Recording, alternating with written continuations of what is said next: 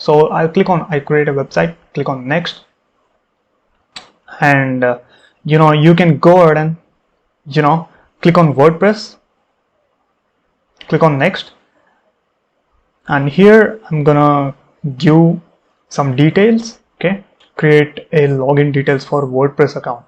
Okay, this is gonna be, and it will ask you to choose the domain name or whatever the domain you have purchased. So I'm gonna go here and click this domain I have already purchased. Okay, hireme123.com. I'm gonna click on next. Okay, so it's gonna install a WordPress on the domain. Okay, so from my hosting account, let's wait. Okay, it's gonna take up to 1 minute or 2 minutes. Okay, right now you can see I am under websites and under my domain, which is a hireme123.com, which is gonna expire in 5 days.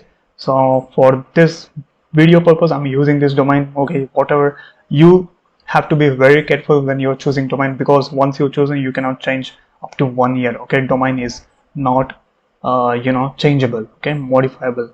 Now here we have quickly admin panel. Okay, you can see domain and free email setup and everything we have. Okay, so this is how we created a domain. Now if I simply head over to my websites, you can see I have 2 websites up and running. Okay, now simply I click on a dashboard, and here we have to click on free email setup. Click on setup,